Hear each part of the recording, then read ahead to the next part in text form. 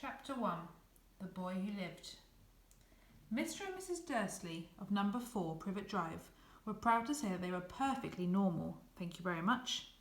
They were the last people you'd expect to be involved in anything strange or mysterious, because they just didn't hold with such nonsense. Mr. Dursley was a director of a firm called Grunnings, which made drills. He was a big, beefy man with hardly any neck, although he did have a very large moustache. Mrs. Dursley was thin and blonde and had nearly twice the usual amount of neck, which came in very useful as she spent so much of her time craning over garden fences, spying on the neighbours. The Dursleys had a small son called Dudley, and in their opinion there was no finer boy anywhere. The Dursleys had everything they wanted, but they also had a secret, and their greatest fear was that somebody would discover it. They didn't think they could bear it if anyone found out about the Potters. Mrs. Potter was Mrs. Dursley's sister, but they hadn't met for several years.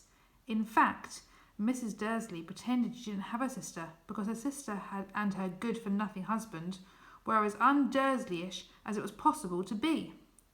The Dursleys shuddered to think about what the neighbours would say if the Potters arrived in the street. The Dursleys knew that the Potters had a small son too, but they had never even seen him. This boy was another good reason for keeping the Potters away. They didn't want Dudley mixing with a child like that. When Mr. and Mrs. Dursley woke up on a dull grey Tuesday, our story starts. There was nothing about the cloudy sky outside to suggest that strange and mysterious things would soon be happening all over the country. Mr. Dursley hummed as he picked out his most boring tie for work, and Mrs. Dursley gossiped away happily as she wrestled a screaming Dudley into his high chair. None of them noticed a large tawny owl flutter past the window. At 8:30, Mr. Dursley picked up his briefcase, pecked Mrs. Dursley on the cheek, and tried to kiss Dudley goodbye, but missed, because Dudley was now having a tantrum and throwing his cereal at the walls. "Little tyke," chortled Mr. Dursley as he left the house. He got into his car and backed out of number 4's drive. It was on the corner of the street that he noticed the first sign of something peculiar. A cat reading a map. For a second, Mr. Dursley didn't realise what he had seen. Then he jerked his head around to look again. There was a tabby cat standing on the corner of Privet Drive, but there wasn't a map in sight. What could he have been thinking of? It must have been a trick of the light. Mr. Dursley blinked and stared at the cat. It stared back. As Mr. Dursley drove around the corner and up the road, he watched the cat in his mirror. It was now reading the sign that said Privet Drive. No looking at the sign. Cats couldn't read maps or signs. Mr. Dursley gave himself a little shake and put the cat out of his mind. As he drove towards town, he thought of nothing except a large order of drills he was hoping to get that day. But on the edge of town, drills were driven out of his mind by something else. As he sat in the usual morning traffic jam, he couldn't help noticing that there seemed to be a lot of strangely dressed people about. People in cloaks. Mr. Dursley couldn't bear people who dressed in funny clothes. The get-ups you saw on young people. He supposed this was some stupid new fashion. He drummed his fingers on the steering wheel and his eyes fell on a huddle of these weirdos standing quite close by. They were whispering excitedly together. Mr. Dursley was enraged to see that a couple of them weren't young at all. Why, that man had to be older than he was, and wearing an emerald green cloak. The nerve of him! But then it struck Mr. Dursley that this was probably some silly stunt. These people were obviously collecting for something. Yes, that would be it. The traffic moved on, and a few minutes later, Mr. Dursley arrived in the Grunnings car park, his mind back on drills. Mr. Dursley always sat with his back to the window in his office on the 9th floor. If he hadn't, he might have found it harder to concentrate on drills that morning. He didn't see the owls swooping past in broad daylight, though people down in the street did. They pointed and gazed open-mouthed as owl after owl sped overhead. Most of them had never even seen an owl at night time. Mr. Dursley, however, had a perfectly normal, owl-free morning. He yelled at 5 different people, and he made several important telephone calls and shouted a bit more. He was in a very good mood until lunchtime, when he thought he'd stretch his legs and walk across the road to buy himself a bun from the baker's opposite. He'd forgotten all about the people in cloaks until he passed a group of them next to the baker's. He eyed them angrily as he passed. He didn't know why, but they made him uneasy. This lot were whispering excitedly too, and he couldn't see a single collecting tin.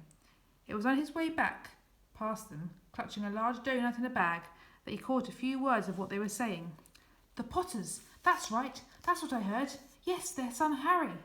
Mr. Dursley stopped dead. Fear flooded him. He looked back at the whisperers as if he wanted to say something to them, but thought better of it.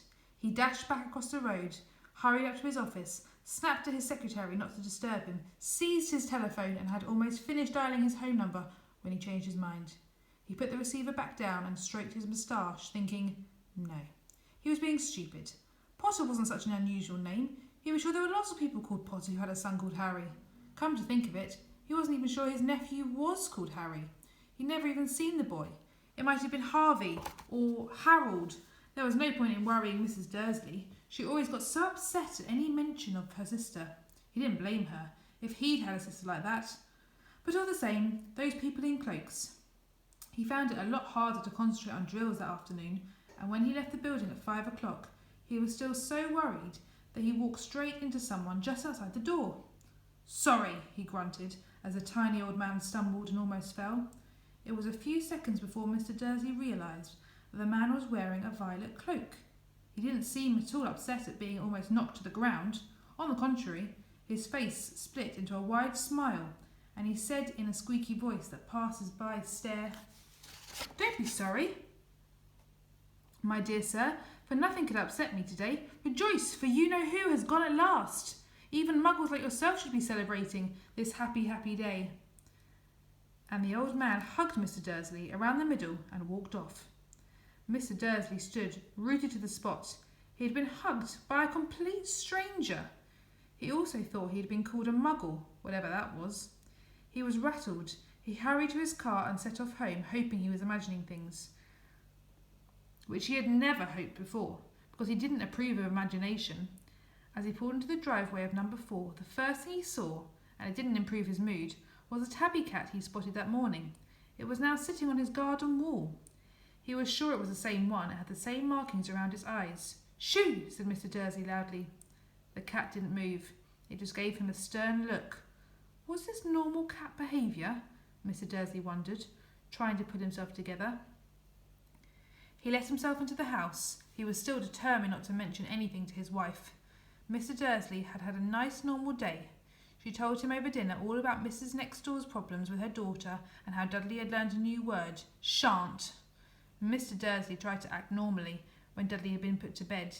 He went into the living room in time to catch the last report on the evening news.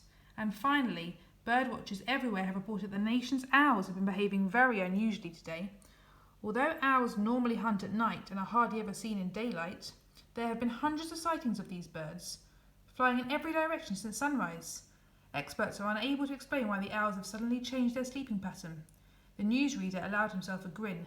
Most mysterious. And now over to Jim McGuffin with the weather. "Going to be any more showers of owls tonight, Jim?" "Well, Ted," said the weatherman, "I don't know about that, but it's not only the owls that have been acting oddly today. Viewers as far apart as Kent, Yorkshire and Dundee have been phoning in to tell me that instead of the rain I promised yesterday, they've had a downpour of shooting stars. Perhaps people have been celebrating bonfire night early. It's not until next week, folks, but I can promise a wet night tonight."